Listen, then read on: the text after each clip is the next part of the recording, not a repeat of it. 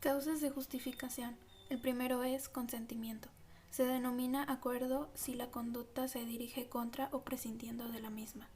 Un ejemplo de esta es si una persona se apodera de cosa ajena pero tiene el consentimiento del dueño, no realiza el tipo de robo. La segunda es defensa legítima.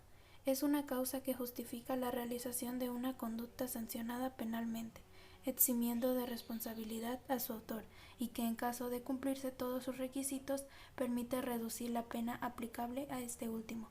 Un ejemplo de esta situación es que al suponerse que un individuo entra en casa de una familia durante la madrugada a robar, el dueño de la casa dispone de un arma reglamentaria y en un determinado momento dispara al ladrón en una pierna, su objeto es preservar la vida, y en este caso el dueño de la casa estaría eximido de la culpa. El tercero es estado de necesidad.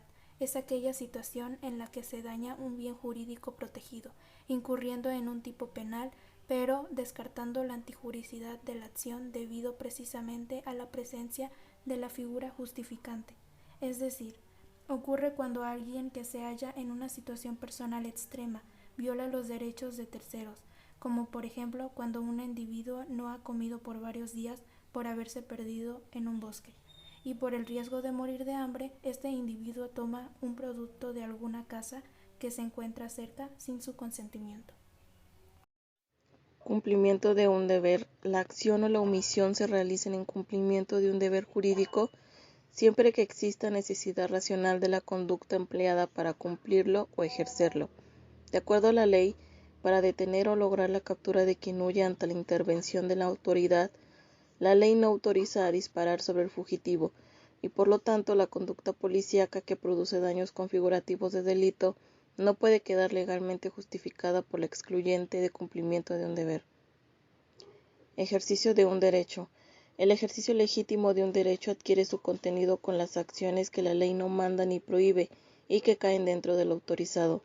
Por ejemplo, un médico no puede obligar a su paciente a que se someta a una intervención quirúrgica, pero en las relaciones corrientes no se le puede prohibir a un médico que opere a un enfermo ni a éste que se haga operar por él. Elemento negativo de la antijuricidad.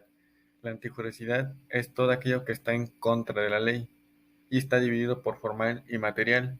En el caso formal es la transgresión a la norma dictada por el Estado, algo que es ilícito. En el material, la conducta ilícita afecta a bienes jurídicos. Esto quiere decir como, por ejemplo, el robo.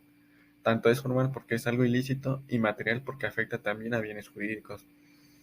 El ilícito puede ser civil cuando afecta fundamentalmente al orden social y penal, que en este caso suele afectar intereses públicos que causan un daño más general en la sociedad y por ello tiene como resultado una sanción penal.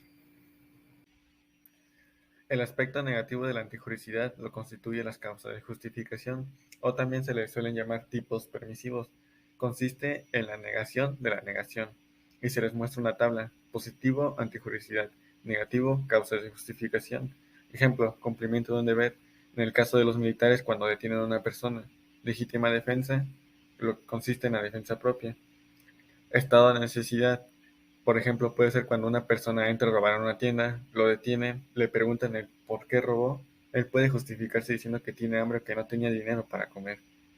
Y todas estas causas de justificación se pueden encontrar en el artículo 25 del Código Penal de Veracruz. El tercer elemento del delito, la antijuricidad. El delito tiene varios elementos que lo conforman.